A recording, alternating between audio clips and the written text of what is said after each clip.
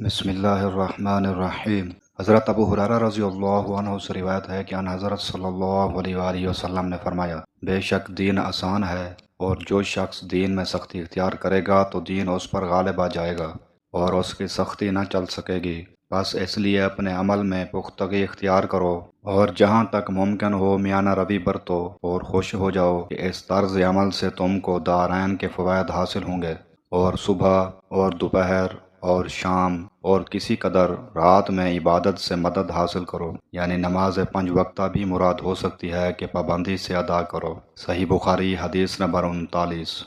حضرت براء بن عازب رضی اللہ عنہ سے روایت ہے کہ رسول اللہ صلی اللہ علیہ وآلہ وسلم جب مدینہ تشریف لائے تو پہلے اپنی نانہال میں اترے جو انصار تھے، اور وہاں آپ نے 16 یا 17 ماہ بیت المقدس کی طرف منہ کر کے نماز پڑھی، اور آپ کی خواہش تھی کہ آپ کا قبلہ بیت اللہ کی طرف ہو۔ جب بیت اللہ کی طرف نماز پڑھنے کا حکم ہو گیا تو سب سے پہلی نماز جو آپ نے بیت اللہ کی طرف پڑھی عصر کی نماز تھی۔ وہاں آپ صلی اللہ علیہ وآلہ وسلم کے ساتھ لوگوں نے بھی نماز پڑھی۔ پھر آپ کے ساتھ نماز پڑھنے والوں میں سے ایک آدمی نکلا اور اس کا مسجد بنی حارثہ کی طرف گزر ہوا تو وہ لوگ رکوع میں تھے۔ وہ بولا کہ میں اللہ کی گواہی دیتا ہوں کہ میں نے رسول اللہ صلی اللہ علیہ وآلہ وسلم کے ساتھ مکہ کی طرف منہ کر کے نماز پڑھی ہے۔ یہ سن کر وہ لوگ اسی حالت میں بیت اللہ کی طرف گھوم گئے، اور جب رسول اللہ صلی اللہ علیہ وآلہ وسلم بیت المقدس کی طرف منہ کر کے نماز پڑھا کرتے تھے، یہود اور عیسائی خوش ہوتے تھے، مگر جب آپ صلی اللہ علیہ وآلہ وسلم نے بیت اللہ کی طرف منہ پھیر لیا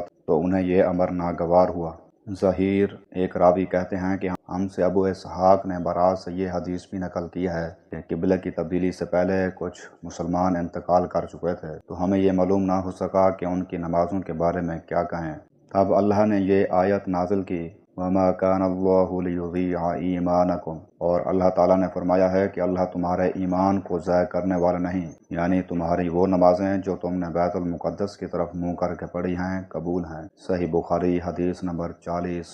حضرت ابو سعید خدری رضی اللہ عنہ سے روایت ہے کہ انہوں نے رسول اللہ صلی اللہ علیہ وآلہ وسلم کو یہ ارشاد فرماتے ہوئے سنا کہ جب ایک بندہ مسلمان ہو جائے اور اس کا اسلام عمدہ ہو، یقین و خلوص کے ساتھ ہو، تو اللہ اس کے گناہ کو جو اس نے اس اسلام لانے سے پہلے کیا معاف فرما دیتا ہے، اور اب اس کے بعد کے لیے بدلہ شروع ہو جاتا ہے، یعنی ایک نیکی کے عوض 10 گنا سے لے کر 700 گنا تک ثواب، اور ایک برائی کا اسی برائی کے مطابق بدلہ دیا جاتا ہے، مگر یہ کہ اللہ تعالیٰ اس برائی سے بھی درگزر کرے اور اسے بھی معاف فرما دے، یہ بھی اس کے لیے آسان ہے۔ صحیح بخاری حدیث نمبر 41۔ حضرت ابو ہریرہ رضی اللہ عنہ سے روایت ہے کہ رسول اللہ صلی اللہ علیہ وآلہ وسلم نے فرمایا کہ تم میں سے کوئی شخص جب اپنے اسلام کو عمدہ بنا لے، یعنی نفاق اور ریا سے پاک کر لے، تو ہر نیک کام جو وہ کرتا ہے اس کے عوض 10 سے لے کر 700 گنا تک نیکیاں لکھی جاتی ہیں، اور ہر برا کام جو کرتا ہے تو وہ اتنا ہی لکھا جاتا ہے جتنا کہ اس نے کیا ہے۔ صحیح بخاری حدیث نمبر 42۔